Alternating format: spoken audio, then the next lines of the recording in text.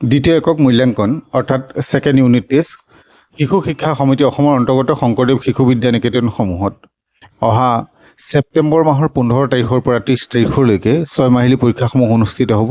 তাৰ আগত এই আগষ্ট মাহতেই দ্বিতীয় বা চতুৰ্থ সপ্তাহত দ্বিতীয় একক মূল্যাঙ্কন অনুষ্ঠিত হ'ব।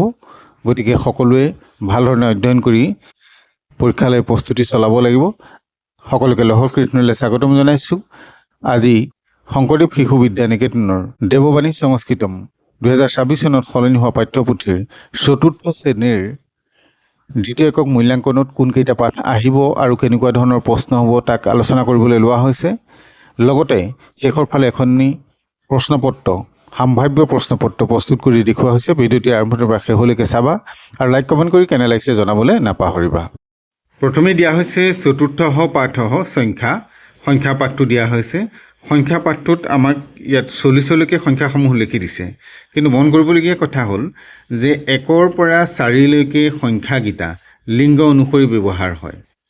গতিকে এই পাঠটোত তোমালোকক বাক্য লিখিবলৈ দিয়া হ'ব। খালী ঠাই হিচাপে শব্দ প্ৰয়োগ কৰিবলৈ সংখ্যাৰ শব্দ প্ৰয়োগ কৰিবলৈ দিয়া হ'ব।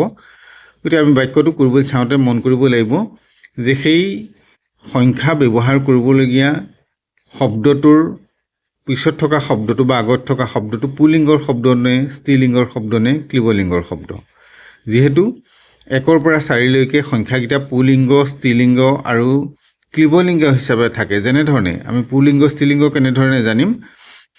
একম দ্বে ত্ৰীণি চতুৱাৰী চাবা, একহ ছাত্ৰহ পুলিংগত আছে, একা কন্যা স্ত্ৰীলিংগত আছে আৰু একং ফলম ক্লিবলিংগত আছে।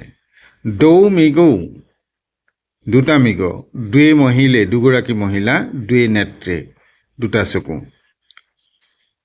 ত্ৰীণি ত্ৰয়ঃ দেৱাঃ ত্ৰিশঃ বালিকাঃ তিনিজনী ছোৱালী, ত্ৰীণি কন্দুকানি তিনিটা বল। চত্বাৰঃ সৈনিকাঃ চাৰিজন সৈনিক পুলিংগত আছে, চতস্যঃ মালাঃ চাৰিডাল মালা ক্লিবলিংগত আছে, স্ত্ৰীলিংগত আছে। চত্বাৰী পুস্তকানি চাৰিখন কিতাপ ক্লিবলিংগত আছে।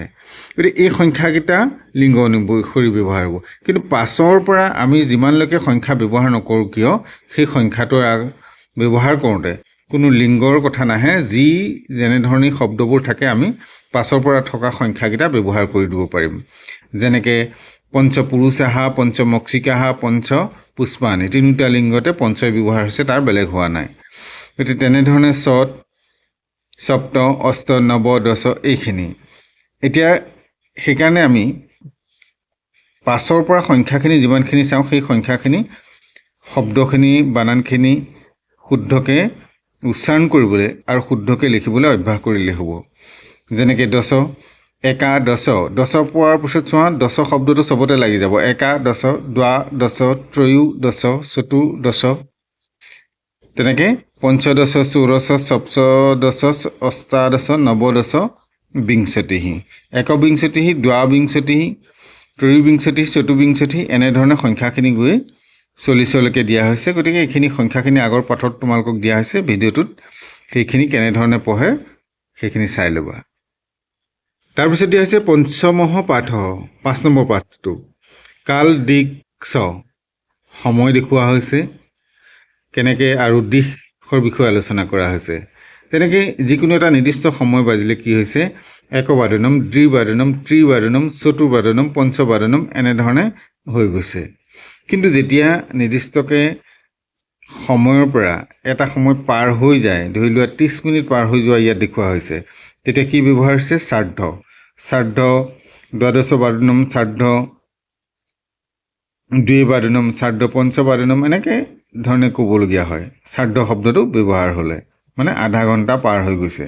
গতিকে তোমালোকে সেইখিনি চাবা যে এনেই যদি সময়টো বাজিছে বুলি কয় 10টা, 11টা, 12টা যিকোনো এটা সময় বাজিছে বুলি কয়, তেতিয়া সংখ্যাটো গৈ পেলাই বাদনম লিখিব লাগিব। আৰু 30 মিনিট যদি পাৰ হৈ যোৱা দেখুৱায় তেতিয়াহ'লে সংখ্যাটোৰ আগত আমি শ্ৰাদ্ধ শব্দটো ব্যৱহাৰ কৰিম। যেনেকৈ শ্ৰাদ্ধ দ্বাদশবাদনম, শ্ৰাদ্ধ দশবাদনম, শ্ৰাদ্ধ দ্বিবাদনম, শ্ৰাদ্ধ পঞ্চবাদনম এনেধৰণে ইয়াত ব্যৱহাৰ কৰা হৈছে। ইয়াৰ পাছতে দিশৰ কথা আহিলে ভাৰতবৰ্ষৰ কোনটো দিশত কোনখন ৰাজ্য আছে সেইখিনি কথা উল্লেখ কৰা হৈছে। গতিকে তাৰ ওপৰত ভিত্তি কৰি আমি নিজৰ বিদ্যালয়খনৰ চাৰিওদিশত কি আছে, নিজৰ ঘৰখনৰ চাৰিওদিশত কি আছে, সেইখিনি বাক্য প্ৰস্তুত কৰিবলৈ চাব লাগিব। এতিয়া প্ৰশ্নত দেখিছা যে যিকোনো এটা সংখ্যা দি দিব। গতিকে এইটো পাঠ্যপুথিত থকাও হ'ব পাৰে, নথকাও হ'ব পাৰে। যিকোনো এটা সংখ্যা তোমালোকক দিব পাৰে যে ইয়াত প্ৰশ্নত আছে 5, 7, 10, 6 এইকেইটা আছে।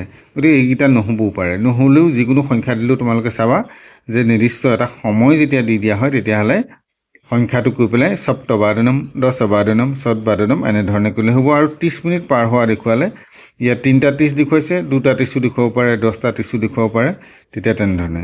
গতিকে ইয়াতো প্ৰশ্ন তেনেধৰণেই হৈছে যে তোমাৰ ঘৰৰ চাৰিদিশত কি আছে, নিকেতনৰ চাৰিদিশত কি আছে, সেইখিনি লিখিব লাগে। আৰু ওপৰত ভাৰতবৰ্ষৰ চাৰিদিশৰ কথা ক'বলৈ যাওঁতে ইয়াত কেইটামান বস্তু দেখুওৱা হৈছে যে দ্বাৰিকা, পুৰী, বদ্ৰীনাথ এইসমূহ কোন দিশত আছে সুধিছে। আৰু চতুৰ্ধামস্য নামানিবৰত 4 ধামৰ নাম উল্লেখ কৰিব লাগে, যিটো নেকি 4 ধামৰ কথা উল্লেখ কৰা হৈছে। ষষ্ঠ পাঠ অৰ্থাৎ শেষৰ পাঠটো দিয়া হৈছে কুটুম্ব পৰিচয়। কুটুম্ব পৰিচয়ত আমাৰ ইয়াত সহজভাৱেই আছে বুলি আমি ক'ব লাগিব যে সংস্কৃতত আছে আৰু অসমীয়াত আছে, বা হিন্দী যদি থাকে, হিন্দী ভাষাত প্ৰয়োগ হ'বলগীয়া হ'লে, কোনোবাই যদি নিজৰ ভাষা হিন্দী হয় তেতিয়াহ'লে সেই শব্দটো হিন্দীত লিখিব পাৰিব।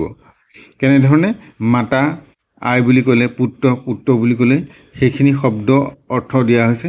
গতিকে ইয়াত সংস্কৃতত শব্দটো দি দিব আৰু তাক নিজৰ ভাষাত অৰ্থটো লিখিব লাগিব। অৰ্থাৎ মাতৃভাষা অসমীয়া হ'লে অসমীয়াত তাৰ অৰ্থটো লিখিবলগীয়া হ'ব। গতিকে ইয়াত তেনেধৰণে আমাৰ সম্পৰ্কবোৰ দেখুওৱা হৈছে। সম্পৰ্কবোৰ চোৱাৰ পিছত শেষৰ ফালে কি আছে, প্ৰয়োগ দেখুওৱা হৈছে কিছুমান।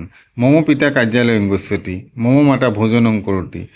তেনেকুৱা ধৰণে তোমালোকে সম্বন্ধৰ যিকোনো এটা শব্দ দিয়াৰ পিছত সেই শব্দটোক লৈ পেলাই কি কৰিব লাগিব, বাক্য প্ৰস্তুত কৰি দেখুৱাব লাগিব। ইয়াত পিতা মাতা দেখুৱাইছে, গতিকে যিকোনো এটা শব্দ দিব পাৰে, সেইটো তোমালোকে প্ৰয়োগ কৰি পেলাই বাক্য কৰি দেখুৱাবা। ইমানেই পাঠ আছে। গতিকে ইয়াৰ পাছত পৰৱৰ্তী পাঠ 6 মাহিলী পৰীক্ষাৰ বাবে যি আছে লৈ আহিম। চেনেলটো চাই থাকিবা আৰু চেনেলটোত যদি নতুন এবাৰ ছাবস্ক্ৰাইব কৰি বেল আইকনটো প্ৰেছ কৰিলে পৰৱৰ্তী পাঠসমূহ লগে লগেই লাভ কৰিবা। নমো নমঃ।